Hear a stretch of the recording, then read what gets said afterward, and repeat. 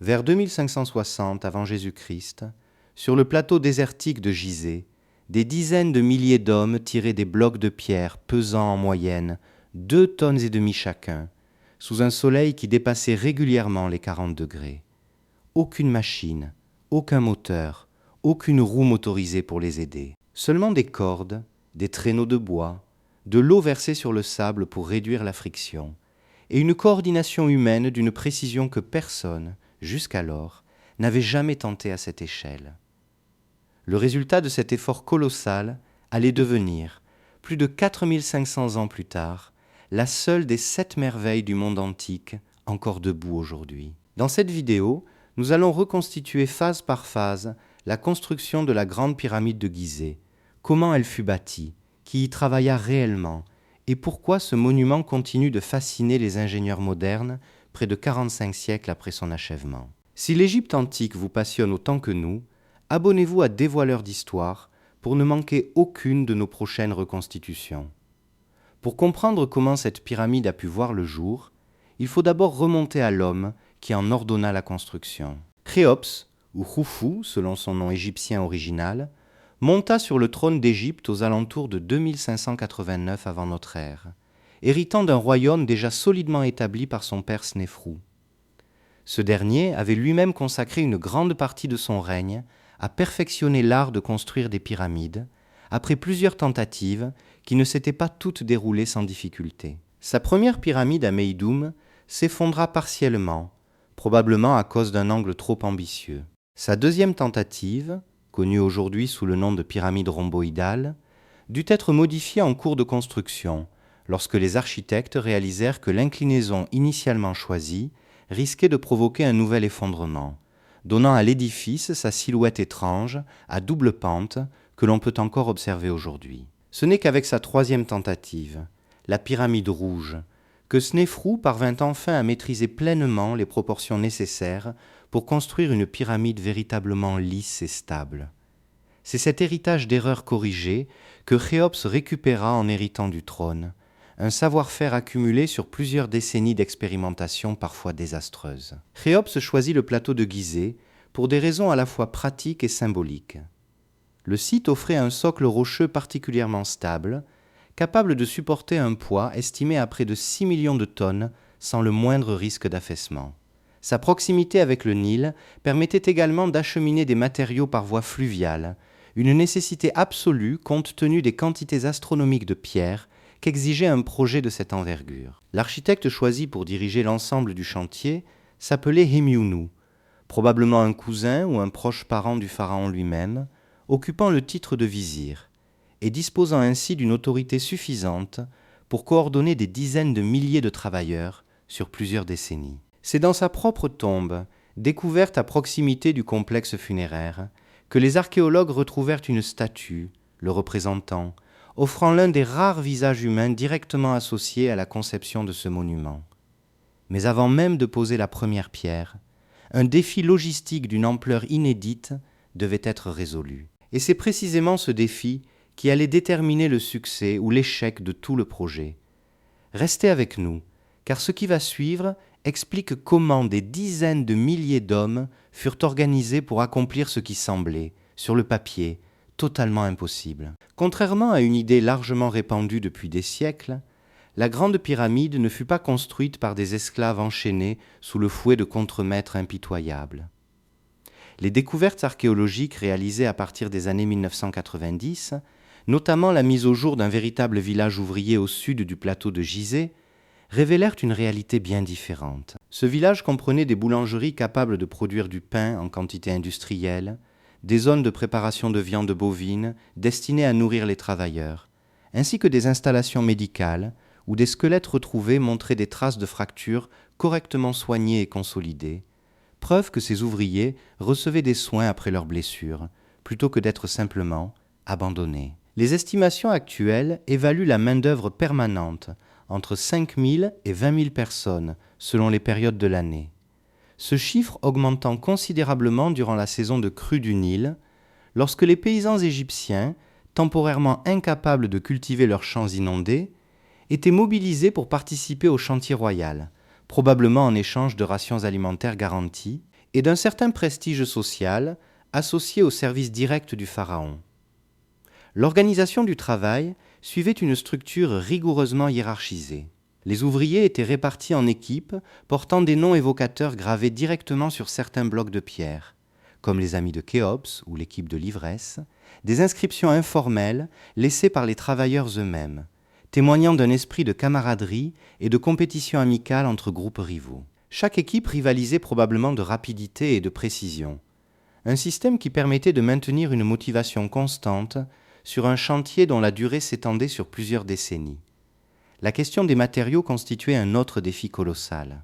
La majorité des blocs utilisés pour le corps principal de la pyramide provenaient de carrières situées directement sur le plateau de Gizeh, réduisant ainsi considérablement les distances de transport pour l'essentiel de la structure. Cependant, le revêtement extérieur, celui qui donnait à la pyramide sa surface lisse et étincelante visible depuis des kilomètres à l'époque de son achèvement, nécessitait un calcaire blanc d'une qualité bien supérieure, extrait des carrières de Toura, situées sur la rive opposée du Nil, à une dizaine de kilomètres de distance. Ces blocs de revêtement, taillés avec une précision remarquable, étaient transportés par bateau pendant la période de crue annuelle, lorsque les eaux du fleuve montaient suffisamment pour permettre une navigation directe jusqu'à proximité immédiate du chantier. Pour la chambre funéraire elle-même, des blocs de granit rose pesant parfois plus de 50 tonnes furent acheminés depuis Assouan, à plus de 800 km au sud, un voyage fluvial qui pouvait prendre plusieurs semaines selon les conditions du Nil. Une fois arrivés sur le chantier, ces blocs devaient encore être hissés à des hauteurs vertigineuses, un problème technique qui continue aujourd'hui de diviser les égyptologues. Et c'est précisément ce mystère que nous allons maintenant explorer. Restez bien attentifs, car la solution apportée par les ingénieurs égyptiens révèle une ingéniosité que peu de civilisations anciennes ont jamais égalée. Plusieurs théories tentent d'expliquer comment les Égyptiens parvinrent à élever des blocs de plusieurs tonnes jusqu'au sommet d'une structure culminant initialement à 146 mètres de hauteur. La théorie la plus communément admise évoque l'utilisation de rampes en pente douce, construites en terre battue et en débris de pierre, permettant aux ouvriers de tirer les blocs sur des traîneaux de bois le long d'un plan incliné progressivement rehaussé à mesure que la construction avançait. Certains chercheurs privilégient l'idée d'une rampe unique s'enroulant en spirale autour de la pyramide elle-même, tandis que d'autres penchent pour une combinaison de rampes frontales et latérales selon les différentes phases du chantier. Une découverte plus récente, réalisée près de la carrière de Toura, mit au jour les vestiges d'une rampe à double escalier équipée de poteaux de bois, suggérant un système de traction plus complexe, utilisant des cordes et des leviers pour faciliter la montée des blocs les plus lourds. Quelle que soit la méthode exacte employée, ce qui demeure certain, c'est que les Égyptiens parvinrent à déplacer en moyenne plusieurs centaines de blocs par jour pendant les phases les plus intenses du chantier, une cadence qui nécessitait une logistique d'une rigueur quasi militaire. L'intérieur de la pyramide révèle une sophistication architecturale tout aussi impressionnante que son enveloppe extérieure. La chambre du roi, située au cœur même de la structure, fut entièrement construite en granit rose d'Assouan, ses murs assemblés avec une précision telle que la lame d'un couteau ne peut toujours pas se glisser entre certains blocs aujourd'hui. Au-dessus de cette chambre, les architectes égyptiens conçurent un système de 5 chambres de décharge superposées, destinées à répartir le poids colossal de la maçonnerie supérieure et à éviter tout effondrement sur la chambre funéraire elle-même, une innovation technique qui démontre une compréhension remarquable des principes de répartition des charges, bien avant que de tels concepts ne soient formalisés mathématiquement. La grande galerie, un couloir ascendant de plus de 47 mètres de long culminant à plus de 8 mètres de hauteur sous un plafond en encorbellement, demeure encore aujourd'hui l'une des prouesses architecturales les plus admirées du monument tout entier.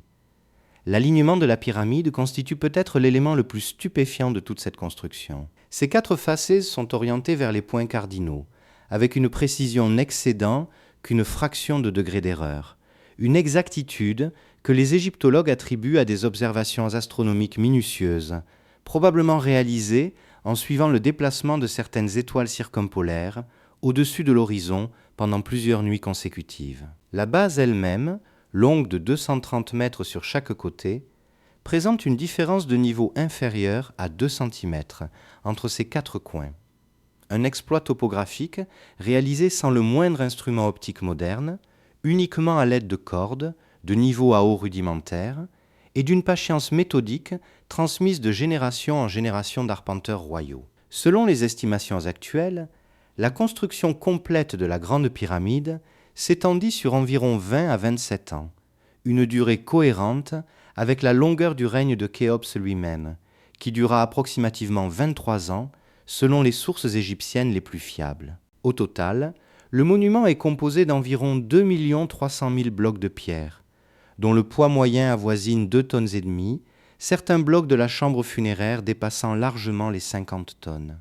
À son achèvement, la pyramide était entièrement recouverte de calcaire blanc poli de Toura, lui donnant une surface lisse et éblouissante, visible selon certaines estimations depuis des dizaines de kilomètres, lorsque le soleil frappait directement sa surface. Un capuchon doré, le pyramidion, couronnait probablement son sommet, bien qu'aucune trace archéologique certaine n'ait permis de confirmer sa composition exacte.